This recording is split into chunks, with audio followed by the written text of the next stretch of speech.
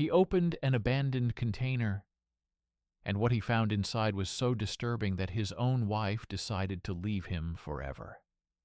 Mark had always loved searching forgotten places, storage units, dumpsters, old shipping containers, chasing that adrenaline rush of finding something valuable where no one else bothered to look.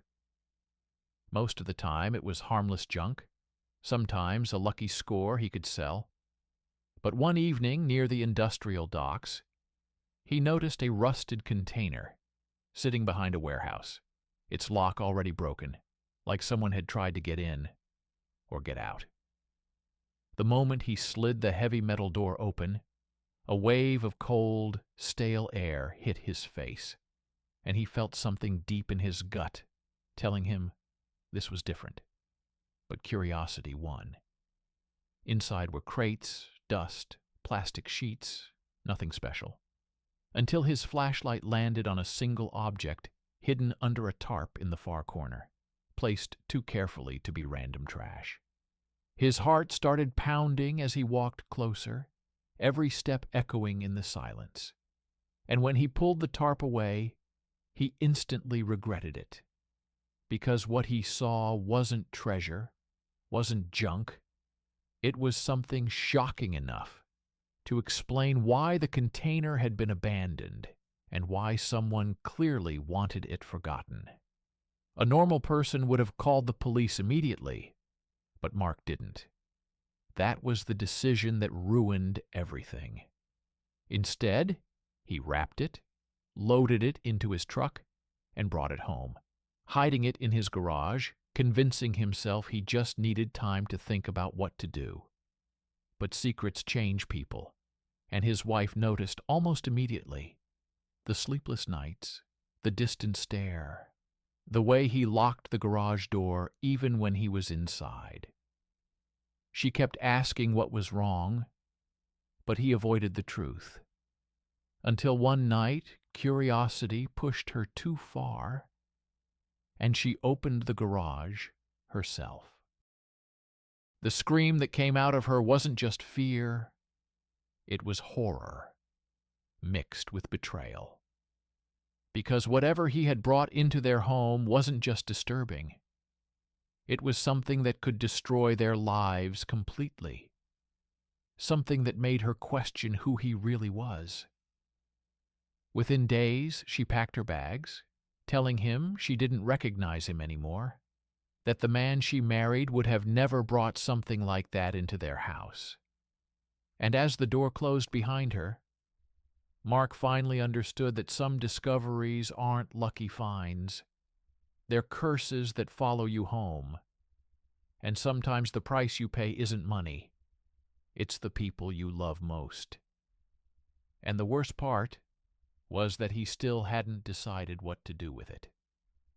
Every night he walked into the garage, staring at the object wrapped in plastic, like it might move on its own, like it carried some invisible weight that pressed down on the entire house. He tried to convince himself it wasn't as serious as it looked, that maybe there was a logical explanation, but deep down, he knew the truth. This wasn't something you accidentally find. This was something someone had hidden on purpose. Days passed, and the silence in the house after his wife left became unbearable, broken only by the faint creaks of the garage door settling at night.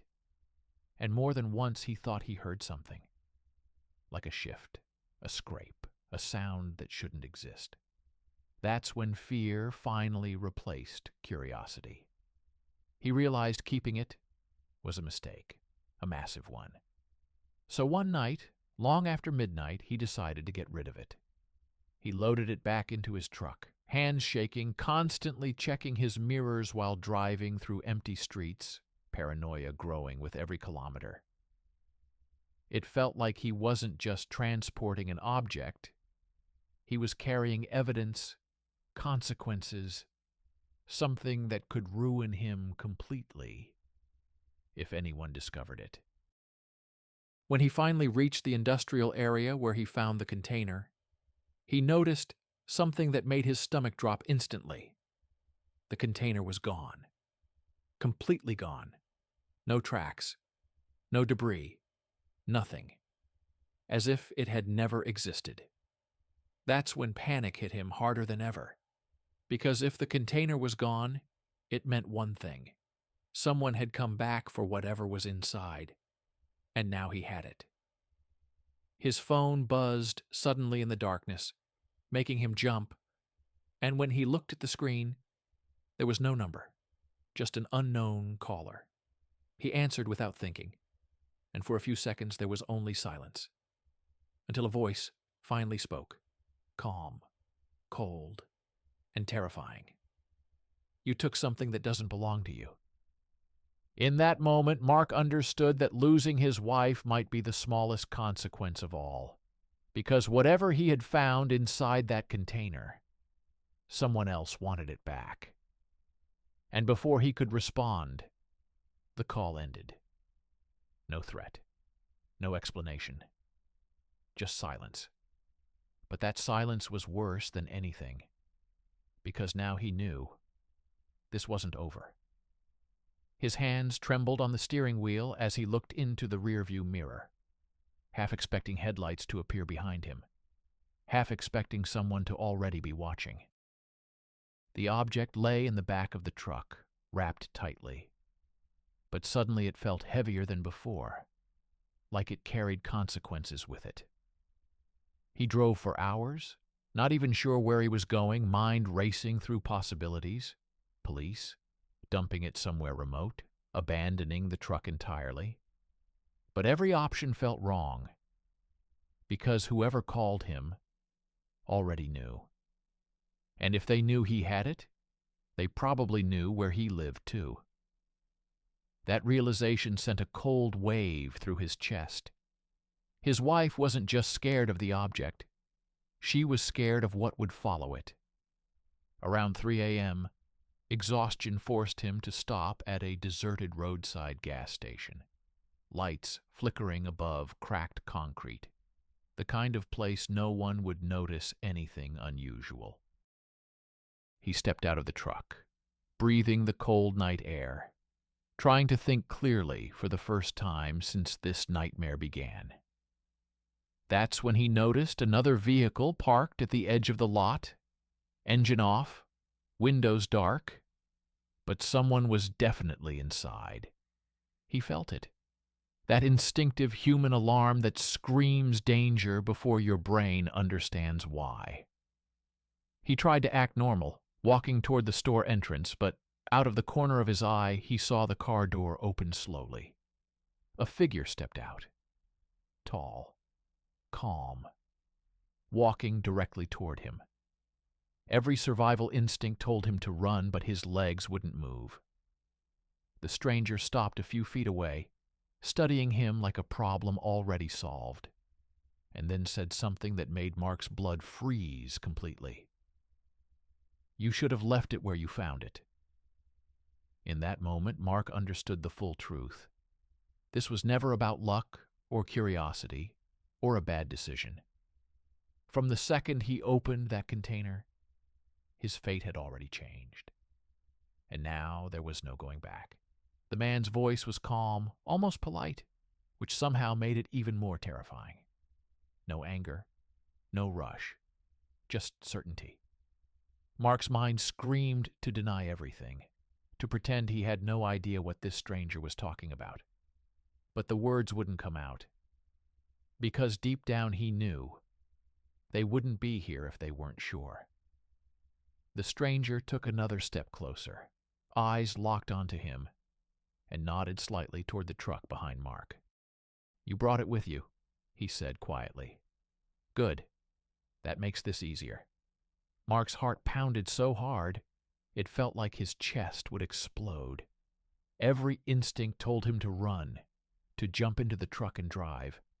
But another part of him understood the truth. You don't outrun people who can find you this easily. Slowly, mechanically, he turned and walked toward the truck bed, his hands shaking as he pulled back the covering. The object was still there, exactly where he left it. But under the harsh gas station lights, it looked even worse, more real, more impossible to ignore. For a brief second, he thought about asking questions: what it was, why it mattered, why someone hid it in a container. But the stranger's expression made it clear he wouldn't get answers, only consequences. "You opened it, didn't you?" the man asked. Mark hesitated, then nodded. The stranger exhaled slowly, almost disappointed.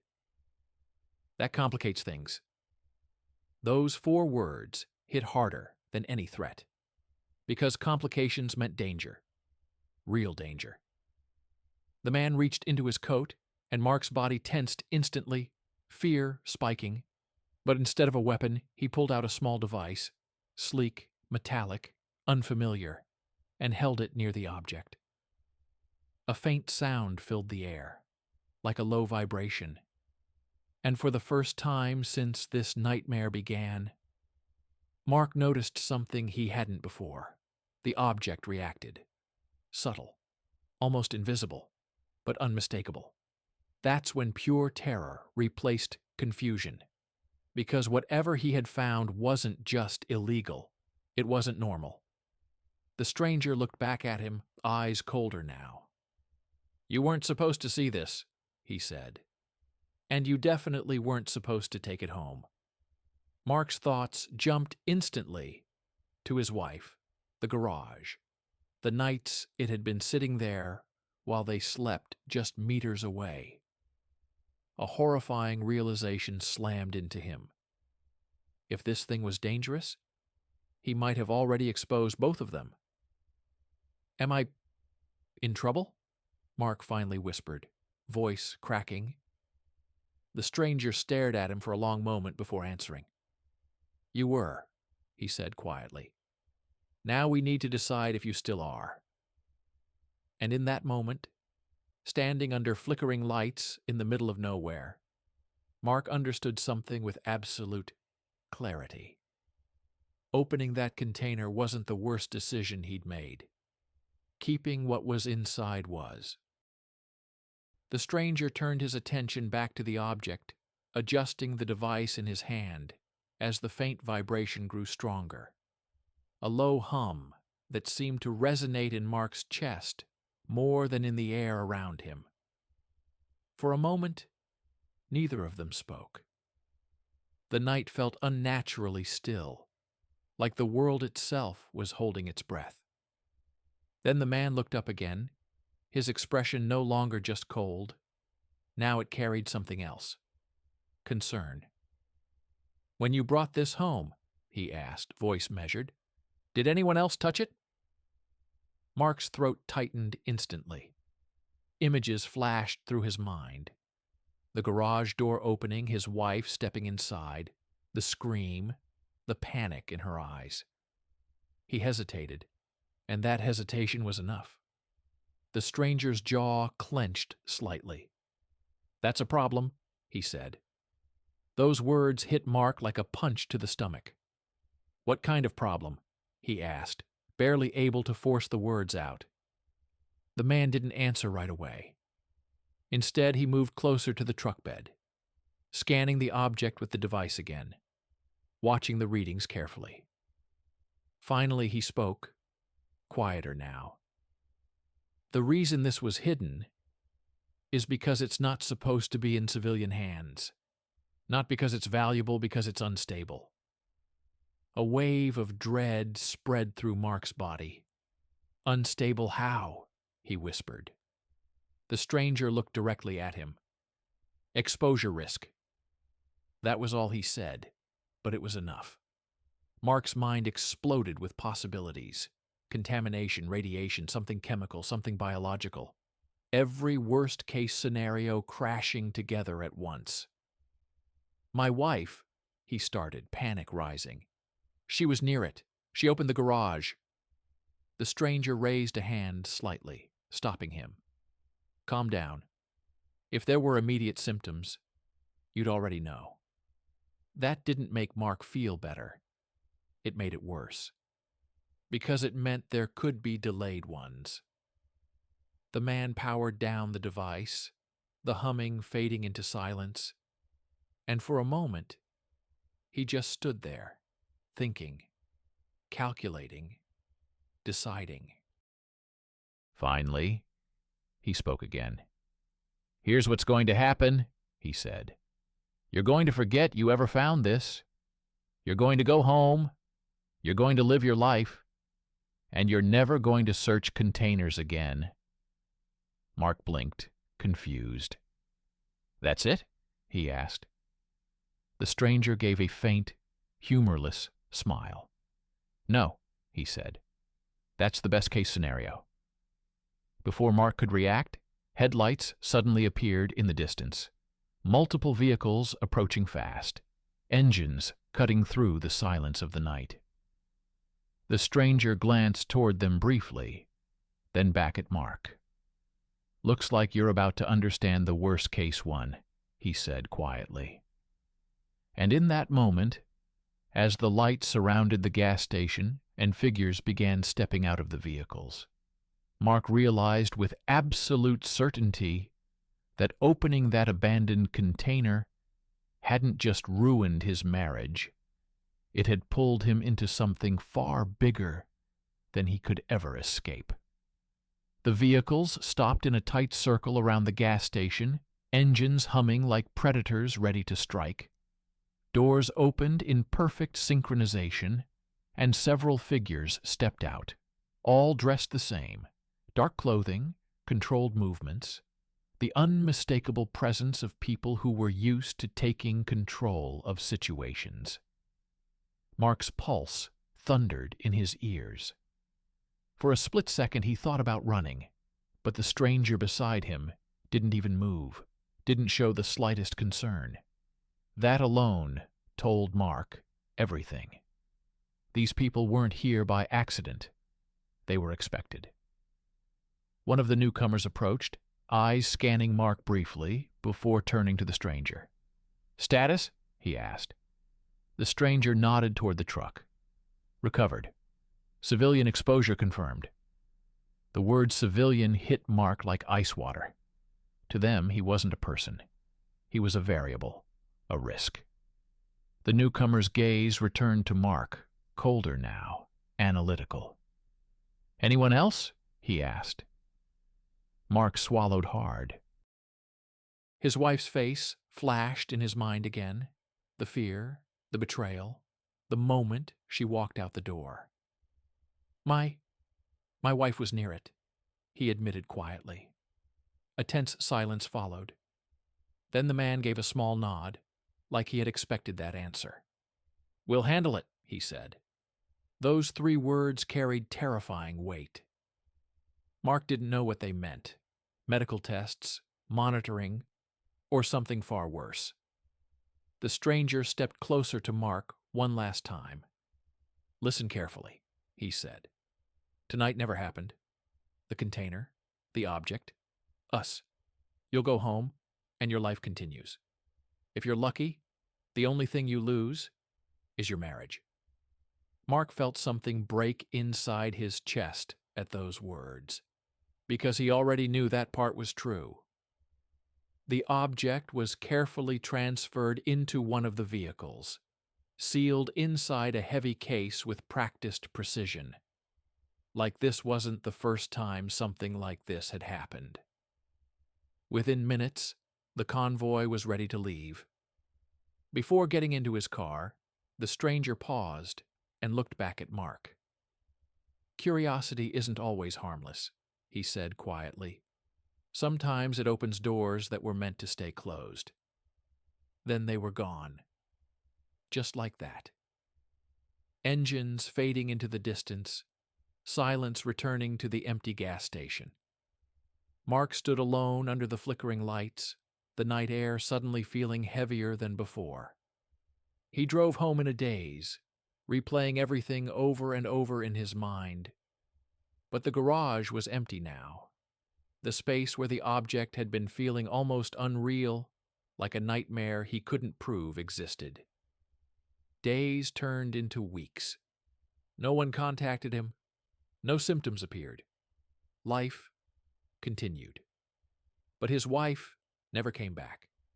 And sometimes, late at night, when the house was completely silent, Mark would stare at the garage door and feel a chill crawl down his spine, wondering if the stranger had told the truth, or if the consequences of opening that container were still coming. Because deep down, he knew one thing for certain. Some things aren't lost by accident. They're hidden, and the moment you find them, you become part of the secret forever.